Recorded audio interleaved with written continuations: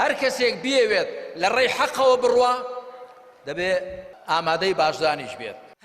نوێنەرانی کۆمەڵی دادگەری لە هەر کوێ بوو بن بەهۆی هەڵوێستەکانیانەوە باجی سیاسیان داوە.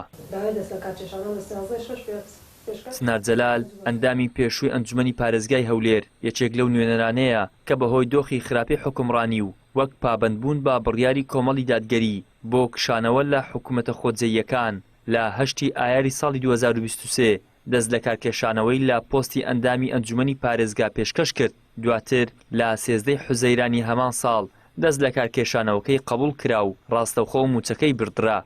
یەکەم فراکسیۆن لە هەولێر کەوا دەستمان لە کار کێشایەوە. گەرچی ئەندامەکەی ئەنجومەنی پارێزگای هەولێر لەسەر لیستی کۆمەڵی دادگەری بەپێی یاسابەرکارەکان هەوڵیدا خانەنشین بێت، بەڵام لە 25 ئازاری ساڵی 2024 بە نووسراوی نهێنی دەسەڵات خانەنشینکردنی ڕەت کردەوە. ئەمەش وەک سزایەکی نایاسایی بۆ هەڵوێستە سیاسیەکانی. لە 25 حوتە داوای بڵێ مامەڵی خانەنشینیم کرد و پێشکەشم کرد بە بەڕێوەبەراتی گشتی خانەنشین، بەڵام ئەوان داوای ڕەزامەندی ئەنجومەنی وەزیرانیان کرد. ئیتر لەوە کە داواکەم پێشکەش بە ئەنجومەنی وەزیران کرد تقریبەن هەتاکو مانگی 4 وەڵامیان نەدامەوە، یعنی تقریبا 10 مانگی پێچوو وەڵامیان نەدامەوە کە وەڵامیان دایەوە بە کتابێکی نهێنی وەڵامیان دایەوە کە بۆی نییە ئەمە خانەنشین بێ، بەڵام هەرچەنە بەر بەپێی یاساکە 45 ساڵ تەمەنم بووە 15 ساڵش خزمەت زیاترم هەبوو، بەڵام ئەوان گوتیان بۆی نییە خانەنشین بێ، بەڵام ئەتوانێت بگەڕێتەوە سەر مامۆستایەک. هەستا پەنای بۆ ئەوەی برد کە خانەنشین بێ بە پیشەی مامۆستایەتی. پارێزەر و یاساناسێک دەڵێت بەپێی یاسای خانەنشینی یەکگرتو و یاسای چاکسازی کە لە پەرلەمانی کوردستانەوە دەرچووە هەموو فەرمانبەرێکی حکومی دوای کۆتایی هاتنی خزمەت مافی خانەنشینبوونی هەیە و نابێت لەژێر هیچ بیانوویەکدا دەست بۆ موچە و قوتی ببردرێت و لێی زەوت بکرێت.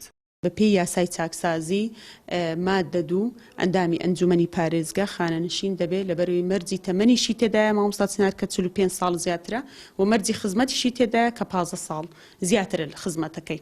هەم خزمەتی مامۆستایەتی بردەوە هەم 9 ساڵی ئەنجومەنی پارێزگاش، بەڵام بەداخەوە لەبەر وەکو سزایەکی سیاسی مامۆستا چنار خانەنشین نەکرا.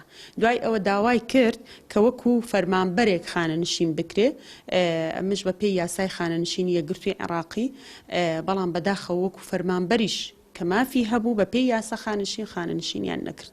دوای ئەوە داوای کرد کە بگەڕێتەوە سەر وەزیفەی خۆی کە مامۆستا بۆ پێشتر پیشەی مامۆستایەت بووە، بەڵام لەبەر سزای سیاسی لەبەر ئەو موقیفە بەهێزەی کۆمەڵ و نەیانگەڕاندەوە سەر پیشەی خۆشی.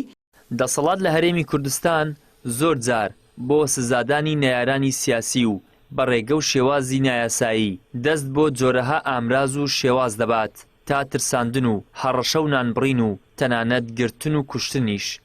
ئێمە ڕاستگۆییمان هەڵبژاردووە.